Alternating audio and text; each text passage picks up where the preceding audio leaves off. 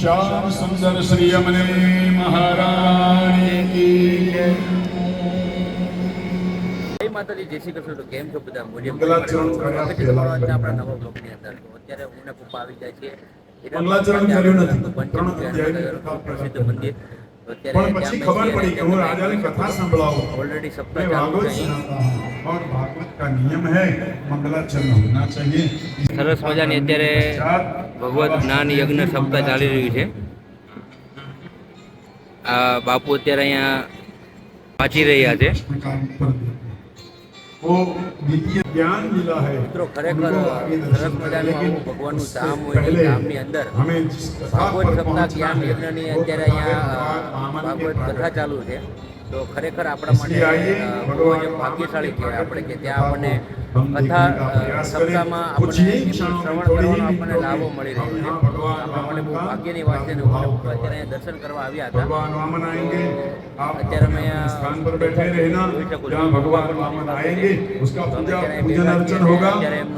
કથાનું શ્રવણ અમે કરી રહ્યા છીએ. आप सबको भगवान वामन की पूजा करने का अवसर है. અહીંયા આગળ તમને બીજું પણ બતાવું. સામે જે આપણે જોયું હમણાં થોડી વાર પહેલાં ત્યાં અહીંયા ભગવાન શિવનું મંદિર છે અને આ બાજુ મા ચામુંડમાનું મંદિર છે. ત્યાં અમે હમણાં દર્શન કર્યા અને હવે આપણે જઈએ છીએ પંચમુખી હનુમાન દાદાના મંદિર તરફ.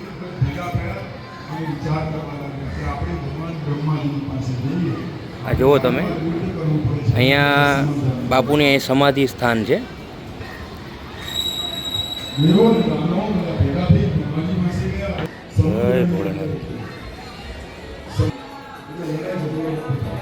અત્યારે તમે જોઈ શકો છો આ છે પંચમુખી હનુમાન દાદાનું મંદિર. એટલા માટે એને પંચમુખી હનુમાન કહેવામાં આવે છે કેમ કે એમનું જો 5 મુખવાળું આ હનુમાન દાદાનું મૂર્તિ છે એટલે આને પંચમુખી હનુમાન દાદા કહેવામાં આવે છે.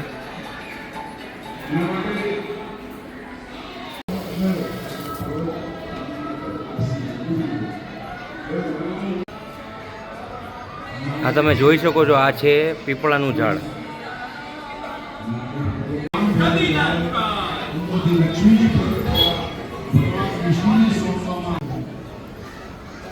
અત્યારે અમે લોકો પંચમુખી હનુમાનની અંદર ત્યાં છીએ. અહીંયા હું તમને બીજું પણ બતાવું કે ભાગવત સપ્તાહ જ્ઞાન યજ્ઞ ઓલરેડી અહીંયા સામે ચાલી રહ્યો છે અને અહીંયા તમે અંદર જોઈ શકો છો. અહીંયા વામન ભગવાન અંદર તૈયાર થઈ રહ્યા છે. આ જુઓ તમે એમનો તૈયાર કરી રહ્યા છે. અહીંયા તમે આ જોઈ શકો છો અત્યારે આ જે ભાગવત સપ્તાહ જ્ઞાન યજ્ઞ ચાલી રહ્યું છે. તો આ ચાલુ થઈ હતી 16 તારીખથી અને 22 તારીખે આ એન્ડ થવાની છે. અને અત્યારે જે વાંચી રહ્યા છે એવા બાપુ ભાગવતાચાર્ય શ્રી અભય બાપુ છે અને અહીંયાના મહંત છે પરમ પૂજ્ય શ્રી 108 મહંત શ્રી સંતરામજી ઉદાસી. પંચમુખી હનુમાન દાદાના દર્શન કરીને અત્યારે અમે બહાર આવી ગયા છીએ અને હવે તમને અહીંયાનો ઉપરનો નજારો દેખાડું. અહીંયાથી તાપી નદી એકદમ ક્લિયર દેખાય છે. તો આપણે હવે ઉપર ચડીએ.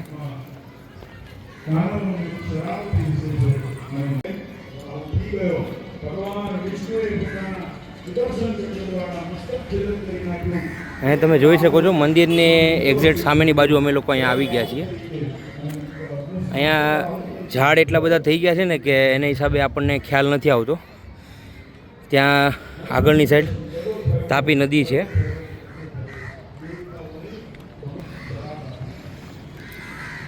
અહીંયા તમે જોઈ શકો છો આગળ આવ્યા છે ખાવા માટે. ઘણા બધા લોકો અહીંયા ખવડાવવા માટે આવે છે. હીરાબાગ તમે પણ જ્યારે પણ અહીંયા પંચમુખી હનુમાન દાદાના મંદિરે દર્શન કરવા આવો છો ને તો એની એક્ઝેક્ટ સામેની બાજુ આ તાપીનો કાંઠો તમને અહીંયા જોવા મળવાનો છે. તાપીના કાંઠે આવેલું આ સરસ મજાનું આ મંદિર છે જેને પંચમુખી હનુમાન દાદાનું મંદિર તરીકે ઓળખાય છે. અહીંયા તમે હીરાબાગથી કોઈને પણ કહેશો તો એ તમને બતાવી દેશે. હીરાબાગથી એકદમ નજીક જ છે. આ 1 કિલોમીટરની અંદર આ તમને પંચમુખી હનુમાન દાદાનું મંદિર અહીંયા તમને મળી જશે. અહીંયા સામેની સાઈડ પણ એક મંદિર છે. અહીંયા પણ એક મંદિર છે. હવે આપણે નીચે જઈએ છીએ. અહીંયાથી નીચે જવાય છે. આ જુઓ તમે સૂર્યમુખી હનુમાનજીનું મંદિર છે. અહીંયા નીચે સૂર્યમુખી હનુમાનજીનું મંદિર આવેલું છે. તો આપણે ત્યાં જઈએ. અહીંથી તમે જેવા સીડી ઉતરશો ને એટલે આ મંદિર અહીંયા તમને સામે જ જોવા મળવાનું છે. અહીંયા તમે દર્શન કરવા આવી શકો છો. આ જુઓ તમે.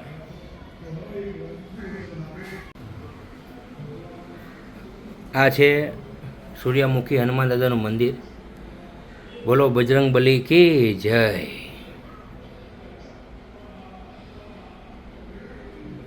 અહીંયા પણ તમે દર્શન કરવા આવી શકો છો. સામે સૂર્યમુખી હનુમાન દાદાનું મંદિર છે અને તમે થોડા આ સાઈડ આવશો એટલે અહીંયા આ માતાજીનું મંદિર છે. તાપીનો આ સરસ મજાનો અહીંયા કાંઠો છે અને આ કાંઠા ઉપર આ મંદિર આવેલું છે. સામે તમે જોઈ શકો છો આ છે આપણે કાપોદ્રાનો બ્રિજ. તે પેલો કાપોદ્રાથી VIP સર્કલ જવાનો રસ્તો તે બ્રિજ છે. મિત્રો અહીંયા આ ભાઈ ખૂબ જ સેવાકીય કાર્ય કરી રહ્યા છે. અમે અહીંયાથી નીકળતા હતા એટલે એ ભાઈએ કીધું કે હમણાં પ્રસાદી આવી રહી છે તો તમે થોડીક વાર ખોટી થઈ જાઓ તો અમે પાછા અહીંયા આવ્યા છીએ હું ને પપ્પા.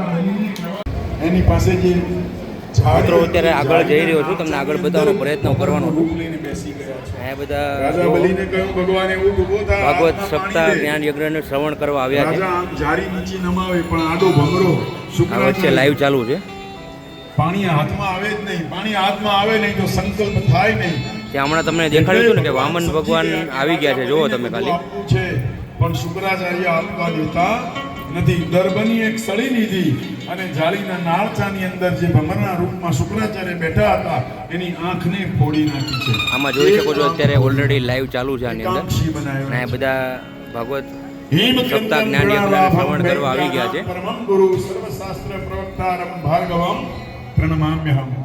હે શુક્રાચાર્ય હવે તો એકાંક્ષી બનો. દ્વૈતમાં ક્યાં સુધી રહેશે? શુક્રાચાર્ય મહારાજ ભમરના રૂપમાં દૂર થયા. હાથમાં જળ લીધું અને પછી રાજા ભગવાન પ્રતિજ્ઞા બોલાવે છે. ભગવાન વામનના સ્વરૂપમાં રાજાને કહે છે બલીને કે હે બલી રાજા બોલ. હું વિરોચનનો દીકરો બલી હાથમાં જળ લઈ સંકલ્પ કરું છું. તમે જે માંગશો એ આપવા માટે હું બંધાયો છું. અને જેવું આ જળ પૃથ્વી ઉપર રાજા બલી બાપુ છે અહીંયાના મહંત છે. તમે જોઈ શકો છો. હવે રાજા તારી આંખ બંધ કર એટલે હું એક ડગલું ભરી લઉં. જેવી રાજા બલીએ આંખ બંધ કરી ત્યાં તો ભગવાન વામનમાંથી વિરાટ થઈ ગયા.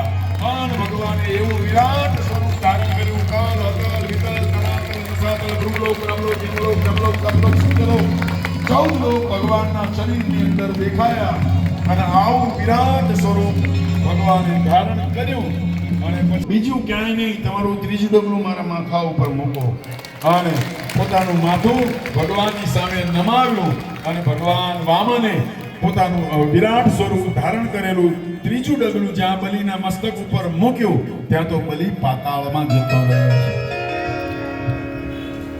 कि तेरे द्वार खड़ा भगवान भगत भर दे रे झोली तेरे द्वार खड़ा भगवान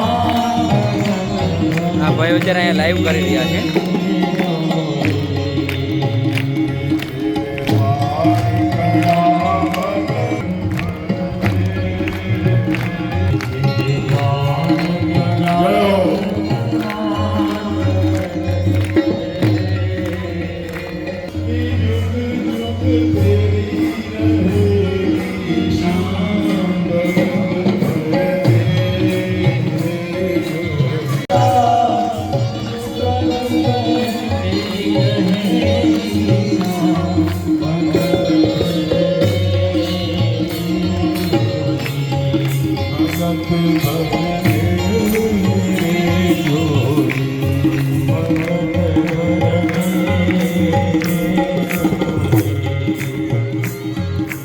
डोल उठी है सारी धरती देख रे डोला गगन है सारा અહીંયા તમે જોઈ શકો છો કે કેટલાક નાના નાના બાળકો પણ સેવાનું કાર્ય કરી રહ્યા છે. જો દેશનું નામ રોશન કરો, પરિવારનું નામ રોશન કરો, માતા બધા લોકોને પાણી પીવડાવે છે. બહાર ફરવું છે કે મારો આ પણ એક સેવાનું કાર્ય જ છે.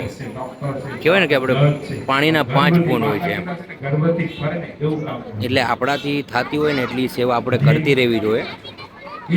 જ્યાં પણ ધાર્મિક કાર્ય હોય, કોઈ પણ જગ્યા હોય, આપણા ઘરે પ્રસંગ હોય કે પછી કોઈ પણ જગ્યાએ આપણે જતા હોય તો આપણે ત્યાં આપણા સેવાનું કાર્ય હર હંમેશ કરતું રહેવું જોઈએ.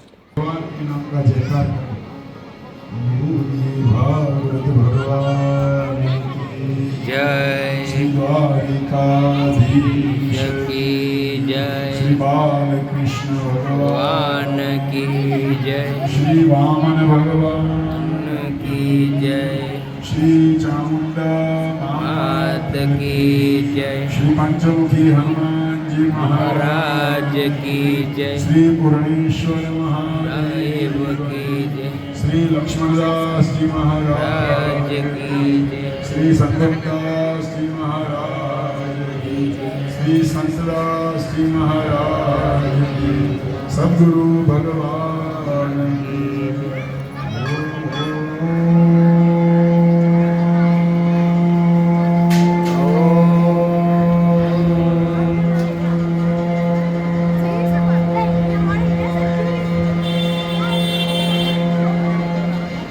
नमः પાર્વતી પતે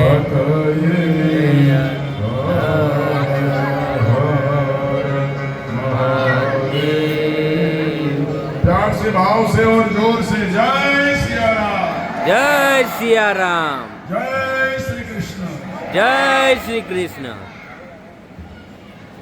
અત્યારે અમે આવી ગયા છીએ તાપી કાંઠાના મેલડીમાના મંદિરે દર્શન કરવા માટે અને તાપી કાંઠે આ સરસ મજાનું મંદિર આવેલું છે. તો અત્યારે અમે અહીંયા છીએ અને અમે બધા બેસી ગયા છે કેમ કે માતાજીની આરતી સામે ચાલી રહી છે. અહીંયા માતાજીનું મંદિર મુકેશ ભુવાજી સંભાળી રહ્યા છે.